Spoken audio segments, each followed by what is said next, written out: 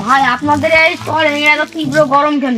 ভাই আর বলেন না, আমরা রোদে কাজ করতে গিয়ে পাচ্ছিলাম না, এখানে বসছে, আবার ওরা বসছিল, ওরা গিয়ে আবার কাজ শুরু করলো। আপনার যদি বক্তব্য থাকে বলে দিন। ভাই আর কিছু বলেন না, এত রোদ গরমে কাজ করে ঠান্ডাও খেতে পারিনি। ভাই তাহলে এবার আমরা ওই ভাইদের কাছে একটু গিয়ে কিছু শুনে আসি। ঠিক আছে ভাই, আমরা ঠিক আছে।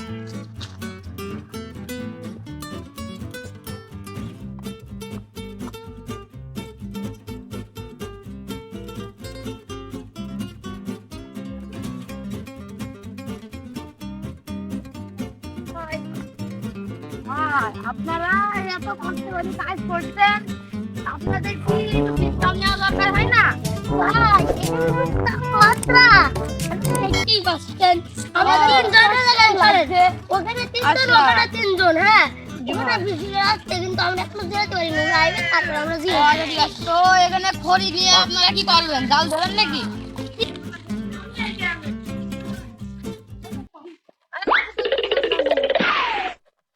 হ্যাঁ, আপনি ওই জায়গায় ছিলেন না?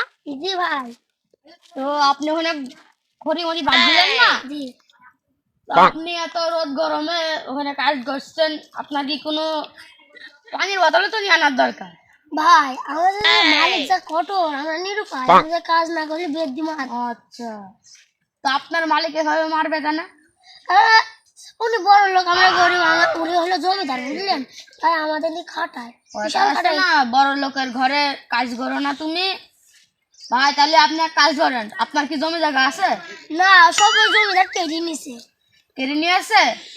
তো আমি একটা ব্যবস্থা করছি। আপনার মালিক কি বেশি আছে?